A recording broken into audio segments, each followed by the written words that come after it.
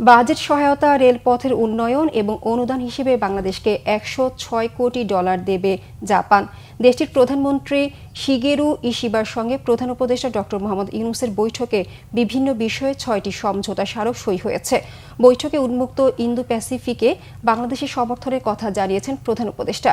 পরে যৌথ বিবৃতিতে রোহিঙ্গাদের স্থায়ী ও নিরাপদ প্রত্যাবাসনকে এই ইস্যুতে একমাত্র সমাধান বলে উল্লেখ করা হয়েছে।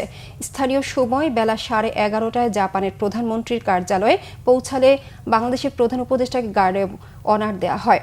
বৈঠকে দুই দেশের দীর্ঘস্থায়ী বন্ধুত্বের কথা স্মরণ করে কৌশলগত অংশীদারিত্বের প্রতিশ্রুতি পুনর্ব্যক্ত করেন দুই নেতা। শান্তি স্থিতিশীলতা নিশ্চিত করতে উন্মুক্ত ইন্দো প্যাসিফিকে সমর্থন জানিয়েছে বাংলাদেশ। রোহিঙ্গা সংকট সমাধানে সংশ্লিষ্ট দেশগুলোর মধ্যে আলোচনায় জোর দিয়েছেন জাপানের প্রধানমন্ত্রী। ঢাকা ও টোকিওর মধ্যে স্বাক্ষরিত চুক্তির আওতায় বাংলাদেশের অর্থনৈতিক সংস্কার ও জলবায়ু পরিবর্তনের প্রভাব মোকাবেলায় ঋণ হিসেবে $418 মিলিয়ন দেবে জাপান। টোকিও জয়দেবপুর ঈশ্বরদীকে ডুয়েল গেজ ডাবল রেল পথে উন্নীত করার জন্য $641 মিলিয়ন এবং বৃত্তির জন্য অনুদান হিসেবে আরও $4.2 মিলিয়ন ঋণ দেবে।